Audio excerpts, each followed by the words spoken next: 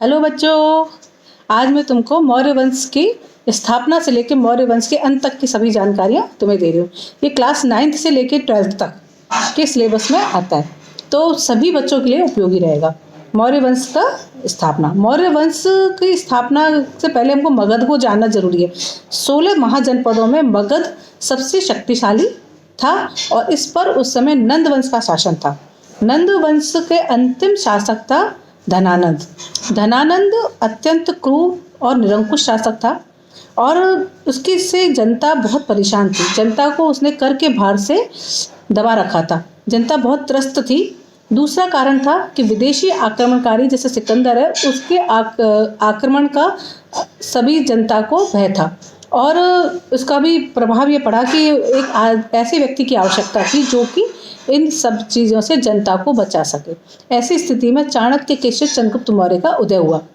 सन 322 से लेकर 298 ईसा पूर्व तक चंद्रगुप्त मौर्य ने नंद वंश के अंतिम शासक धनानंद को समाप्त कर मौर्य साम्राज्य की स्थापना की, जो प्रथम अखिल भारतीय साम्राज्य के रूप में सबसे पहले भारत के अंदर बनाया गया। तो मौर्य साम्राज्य प्रथम अखिल भारतीय साम्राज्य था। ये 1 नंबर के प्रश्न का आ सकता है कि प्रथम अखिल भारतीय साम्राज्य कौन सा था। तो मौर्य साम्राज्य था जिसकी स्थापना चंद्रगुप्त मौर्य के द्वारा की गई थी।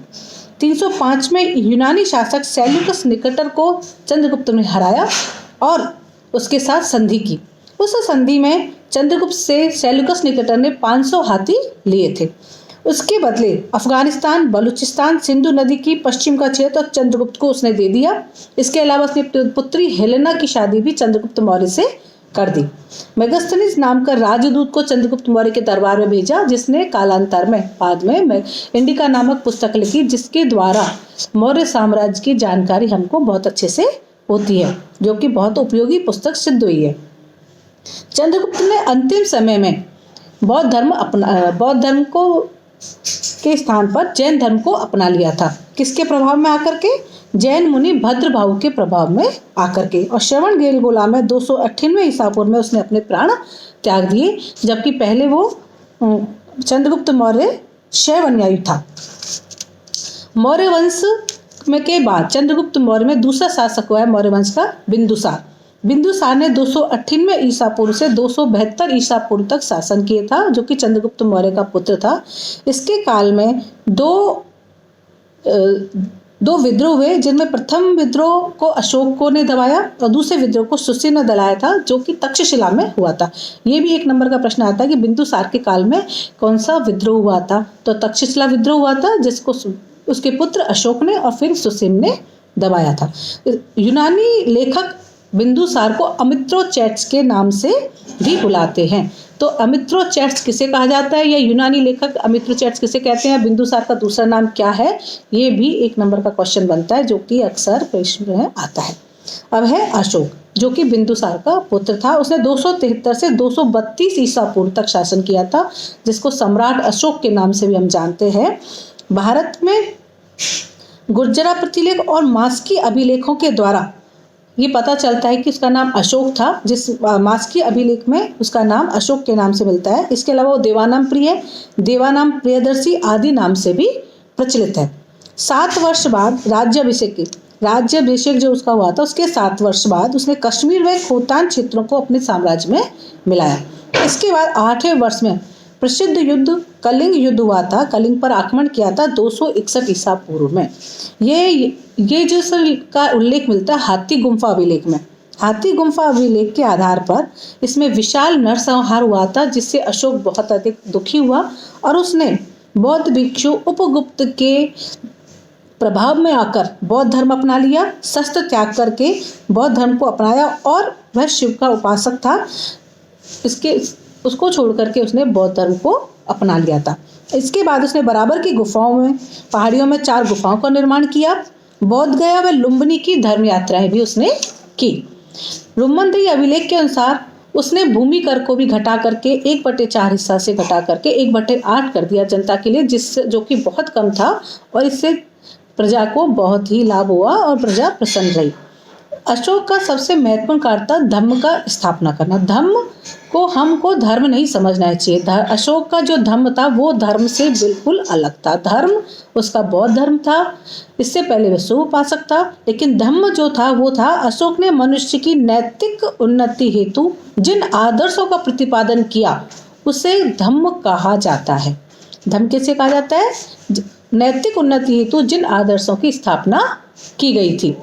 दूसरे व सातवें स्तंभ लेख में धम्म की परिभाषा दी गई है, जिसके अनुसार ये पता चलता है कि धर्म विश्व कल्याण, दान, सम्मान, आदर, प्रेम, शांति, अहिंसा, प्रेम, उचित व्यवहार इसका संदेश देता है। मतलब मानवता से संबंधित सभी गुणों का संदेश धम्म के द्वारा अशोक ने दिया था, जिसका उल्लेख 7वें अभिलेख में पता चलता है।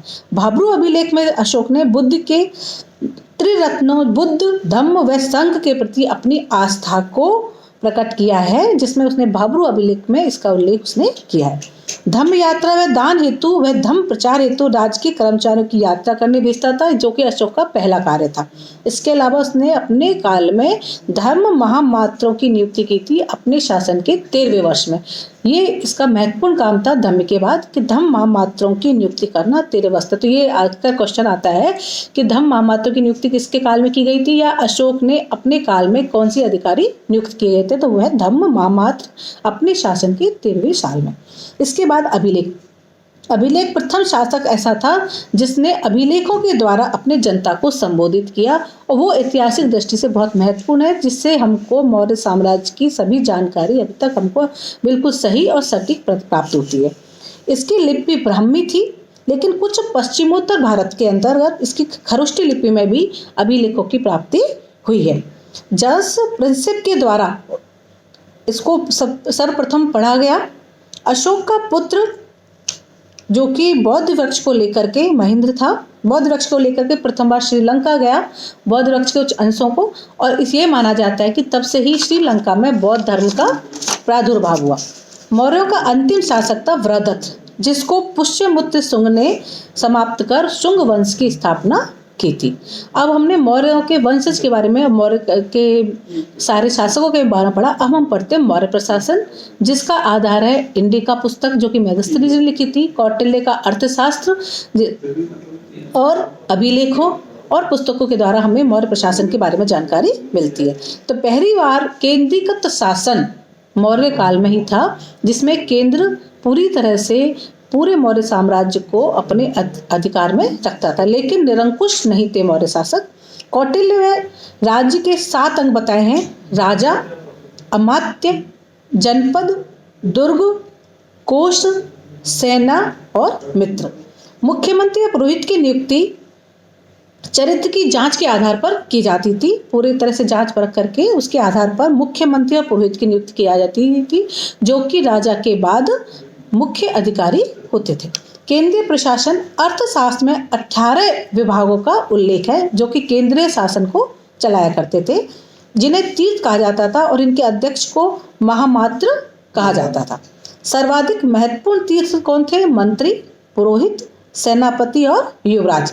इसके अलावा समाहर्ता जो कि राजस्व एकत्र करते थे और राज्य की आय व्यय का ब्यौरा रखते थे, और सन्निधाता जो कि कोषाध्यक्ष थे, जो साम्राज्य के विभिन्न भागों में कोषगृह व अन्नागार बनवाने का कार्य करते थे। ये भी महत्वपूर्ण तीर्थ थे। अब ये तो था केंद्रीय प्रशासन। अब हम पढ़ते हैं प्रांतीय प्रशासन। ये 5 प्रांत थे: उत्तरापथ मतलब तक्षशिला, अवंती राष्ट्र यानी उज्जैनी, कलिंग यानी तोसली, दक्षिणापथ यानी सुवर्णगिरी, और मध्य प्रदेश जिसको पाटलिपुत्र कहा जाता है। प्रांतों का शासन राजवंशीय कुमार द्वारा होता था। प्रांत विषयों में विभक्त था, मतलब केंद्र प्रांतों में और प्रांत विषयों में विभक्त था, इसके जो कि विषयपति के अधीन होता था। मुख्य अधिकारी इनका विषयपति होता था।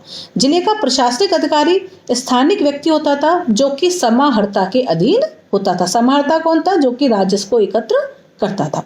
प्रशासन की सबसे छोटी इकाई थी मुखिया, जो कि गोप कहलाता था, जो 10 गांवों का शासन संभालता था। 10 गांवों का शासन संभालने वाले को गोप कहते थे, जो कि प्रशासन की सबसे छोटी इकाई होती थी। इसके अलावा नगर शासन था। नगर शासन मेगास्थनीज के अनुसार वो 30 सदस्यों के द्वारा चलाया जाता था, जो कि 6 समितियों में विभक्त थे। प्रत्येक समिति के अंदर 5 सदस्य होते थे। सैन्य व्यवस्था क्या थी? इसमें 5 विभाग थे।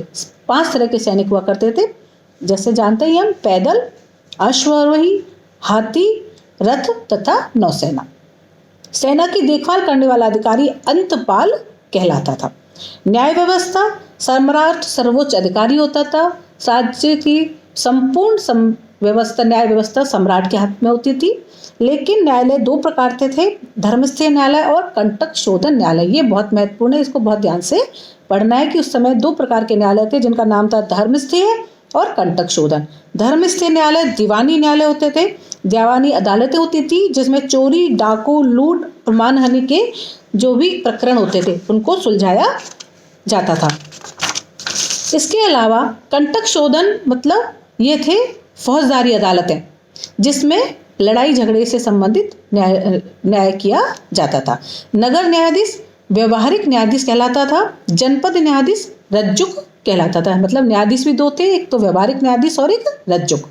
इसके अलावा मौर्यकालीन समाज, सामाजिक व्यवस्था कैसी थी? तो समाज को कौटिल्य ने और मेगास्थनीज ने अलग अलग बताया है। कौटिल्य ने 4 जातियां बताई हैं, जबकि मेगास्थनीज ने 7 जातियां बताई हैं। कारण यह था कि मेगास्थनीज यूनानी व्यक्ति था, उसे भारत की सामाजिक व्यवस्था का ज़्यादा पता नहीं था, तो उसने किसान और पशुपालक की अलग श्रेणी बना दी जैसे, और सभासद और जो निरीक्षक थे उनकी अलग श्रेणी बना दी।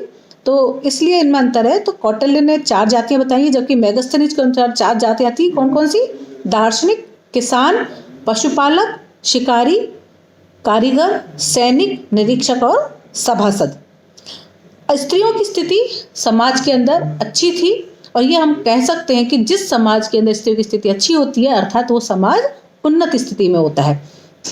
अर्थशास्त्र, इंडिका और अभिलेखों के आधार पर समाज की संपूर्ण जानकारी मिलती है।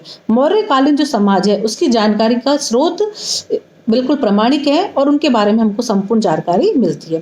तो यही हमने पढ़ा, मौर्य शासन, उसके व्यवस्था, राजा। तो ये 9th से लेकर 12th तक के सभी बच्चों के लिए उपयोगी है, और सभी के कोर्स में सिलेबस कम करने के बावजूद भी मौर्य काल को सम्मिलित किया गया है। तो इसमें सारे जो भी छोटे क्वेश्चंस बनेंगे, इसको मैंने पूरी तरह से इसमें सारे पॉइंट्स को लिया है, तो ये आप लोगों के लिए बहुत उपयोगी रहेगी। तो आपको पसंद आया तो इसको देखें, पढ़ें और वीडियो को सब्सक्राइब करें। धन्यवाद।